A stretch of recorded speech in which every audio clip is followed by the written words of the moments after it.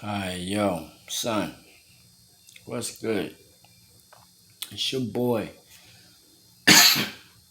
Cartoon Kicks, coming to you with a fire video about T-Top versus Bdot at Summer Madness 10 or SMX, and how to make depth in the background to make it look like it's further than what it is by using multiple colors. Now, we're going to break down T-Top and Bdot's history. Now, I usually always start with the youngest battler. When I say youngest, I don't mean in age. I mean as far as when they present themselves to the focus of the battle rap community. Beyond just like their little pocket battles. Like everyone has their little battles that certain people may not know about when they had different names. Obviously, I'm not talking about that. So, if we're going to focus on that, I'm going with Bdot being the youngest of these two battlers. Now, Bdot is from LA, conscious rapper. I don't know if he's from LA. I know he's from the West Coast.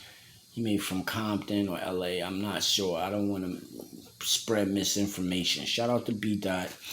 I'm pretty sure he's affiliated with the DNA network, but I don't want to put out false information. I don't know if he is or he's just affiliated.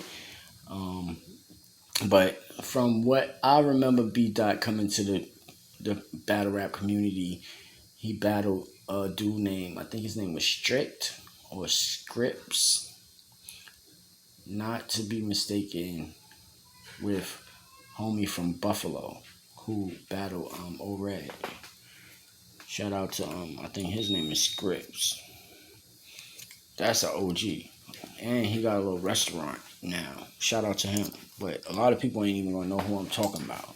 That's old school for the old school OG fans. But his name was Scripps. But the person that Bdot battled, I think his name was Scripps too. But it was some white boys. And he battled and he went viral off of his third round. He was talking to the white boy. The white boy had some shit too, you know. But ultimately, that's what Bdot got his his propulsion into the eye of the battle rap community. From that point on, that's where the Lux comparison started, and that's where everyone pretty much acknowledged that he was nice. Like beyond just the comparisons to Lux, as that faded away, but people consistently seeing he was nice. He had battles with Danny Myers. He had battles with a wide variety of different people. I don't know why I'm drawing a blank right now, but everyone knows who he had battles with. You know, trying to think, but I don't really remember his battles. I remember him usually having third rounds that were monumental. Well, not monumental, but they were just epic at that time, you know. And I remember him having long third rounds. But shout out to Bdot. He was doing this thing when he first came in. He's still doing this thing, and he's one of the dudes who's played a pivotal part in the West Coast movement and bringing more attention to the West Coast artists, you know. And they have a long history that a lot of us East Coast people. I'm from Bed-Stuy, Brooklyn. Shout out BK. Woo, woo, woo, woo. Shout out Fulton Street. But a lot of us East Coast people don't really know the history of the West Coast beyond like grind time and certain West Coast battlers, you know. But they have a wide variety of people who put in work and who was pivotal in the history of battle rap and its culture as well. Now, let's fast forward. I mean, not fast forward. Let's segue into T-Top's history. T-Top, I remember from Spit That Heat. That's the earliest I remember T-Top from Spit That Heat. Now, he does have history before that, but I don't know about it. From the time that I seen him on Split That, he always had charisma and swag and presence, and he knew how and when to deliver certain bars, you know. So he always had stage presence and control, crowd control, you know. He was one of those guys that he was unorthodox. Like, you knew, like, he had the story raps, the drug dealer tales, you know, and the story raps, and he knew how to mix in bars. And what made him famous was Bodying Snow on BET. When he bodied Snow, that's what really propelled him into the next into everyone's focus. Pause. And then after that, see what lady cooked for my mom for her birthday. Yeah. To say happy birthday, mama. That's so nice. I'm gonna take a picture of it so I can put it on my Facebook. I'm doing a video, babe. I love you. Okay. But so what was I saying? Oh yeah, T-Top. T-Top, from that point on, he went to become like big. Like him and Brish, they was always showing up to all their battles when they was in the PGs and when they was going through the motions of becoming a star. And they actually became stars. Like him and Briz specifically, they rose up in the ranks and they did their thing, and every battle they was putting on. So T-Top is someone who's consistent, and shout out to Arsenal. Like, T-Top is someone who can endure a body bag round and still come back, because that Arsenal round was crazy. And I didn't know how he was going to bounce back from that, and he just persevered. He put in his work, and he showed that nothing was going to rattle him. You know, no matter what you say, I still have my time to go. You know, and that's what battle rap is about. You know, it's not about how much I get torn down. It's about how much I bounce back. So, as far as this battle is concerned, if they both do their thing, then it really doesn't matter if anyone loses 2-1, you know, or Edge or Gentleman 30, you know.